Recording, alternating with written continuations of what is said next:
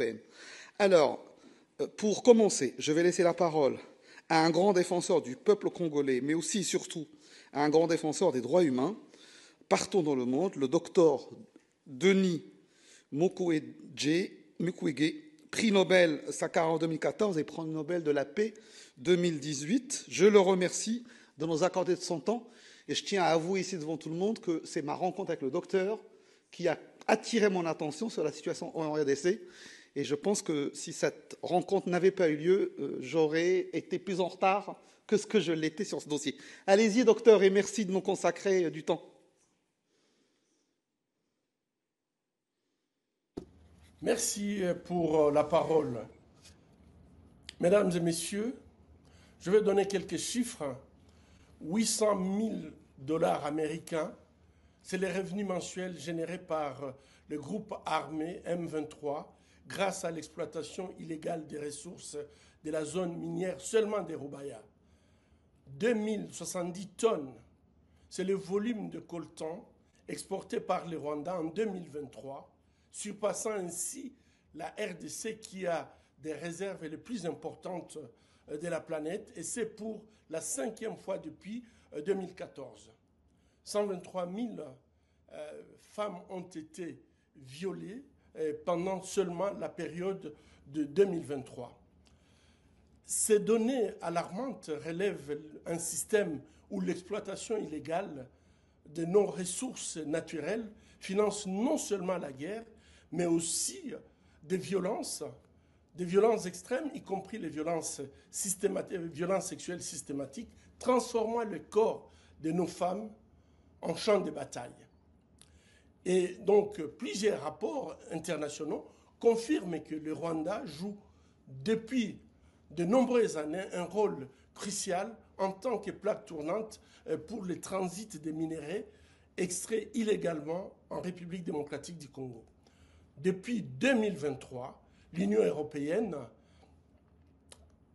avait déjà exprimé ses préoccupations quant à l'implication du Rwanda dans le soutien au groupe rebelle M23, également considéré comme facilitateur de la contrebande des minerais issus de la République démocratique du Congo. Il va donc de soi que signer un accord sur les minerais stratégiques avec un pays qui utilise la violence pour les obtenir pose une question morale et éthique auprès de l'Union européenne. De surcroît, plusieurs autres éléments viennent mettre tout simplement en doute la validité de cet accord. D'abord, le manque de transparence.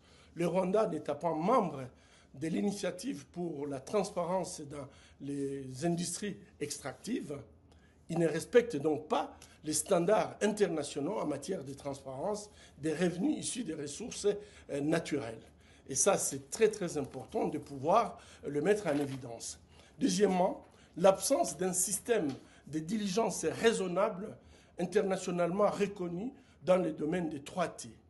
Et comment concilier les objectifs de l'accord avec le fait que l'un des outils centraux soutenant le processus de diligence raisonnable pour le commerce de 3T, le International Tin Supply Chain Initiative, a tout simplement été retiré de la liste de l'initiative pour des minerais responsables. Et ceci s'est passé en juin 2024, après avoir démontré son efficacité et avoir servi à diverses reprises d'instruments plutôt de blanchiment. Ces paradoxes ajoutent un énième fossé entre les engagements en matière de transparence et la réalité sur le terrain. Donc je réitère mon inquiétude déjà exprimée le 21 février 2024 concernant le protocole d'accord entre l'Union européenne et le Rwanda sur les chaînes de valeur soi-disant durables pour les matières premières. L'approche de l'Union européenne en matière d'approvisionnement responsable devrait refléter ces valeurs fondamentales.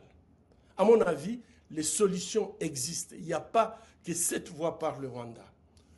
Et la solution, c'est s'approvisionner directement en République démocratique du Congo. Toutefois, nous devons reconnaître qu'il est essentiel de faire une collaboration directe entre la République démocratique du Congo et les communautés congolaises qui exploitent ces minéraux. Et ceci doit être accompagné par une volonté réelle des autorités congolaises pour réformer et surtout se conformer aux engagements pris lors de l'accord cadre d'Addis Abeba en 2013. Cet accord dont l'Union européenne est co-garante visait à promouvoir la paix, la sécurité et la coopération régionale. Pour atteindre un climat des affaires assaini, nous recommandons tout simplement au gouvernement congolais de mettre en place les recommandations de l'accord cadre d'Addis Abeba, notamment